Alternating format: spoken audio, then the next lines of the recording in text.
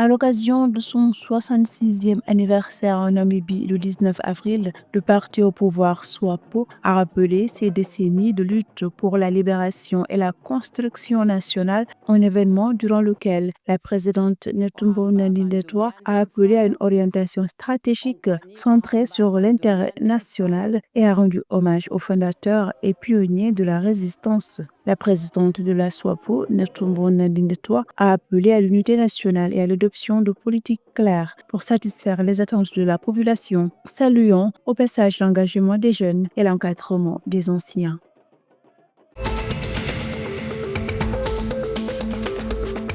La Banque nationale d'Angola vise toujours à réduire l'inflation à un seul chiffre, bien que le contexte international soit difficile. Le gouverneur Manuel Thiago Dias estime que l'impact du conflit au Moyen-Orient sur l'Angola sera négligeable et maintient que la priorité est de continuer à faire baisser l'inflation. La Banque d'Angola table sur une inflation de 13,5% en 2026, sachant qu'il était déjà à 12,4% en mars. 96 485 MWh, c'est la production d'électricité solaire enregistrée au Mozambique en 2025, soit une baisse de 4,6% par rapport au record de 101,178 MWh en 2024. Malgré ce recul intervenu après une croissance de 18,6% entre 2023 et 2024, ce volume dépasse l'objectif gouvernemental fixé à 94 486 MWh pour l'année 2025.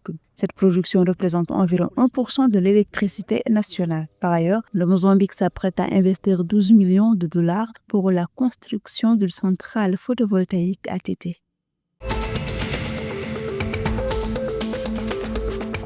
Le président zimbabwéen Emmerson Mnangagwa a affirmé que le secteur créatif est un pilier essentiel de la vision 2030 et du programme national de transformation économique. Son gouvernement priorise la croissance des industries créatives et considérant comme moteur de la transformation socio-économique. Le président a également souligné que la culture ne doit pas être vue uniquement comme une expression d'identité, mais aussi comme un secteur lucratif. Le chef de l'État a récemment tenu ses propos lors d'une réception donnée à la State House de Harare par la chorale des mitrailleuses légères.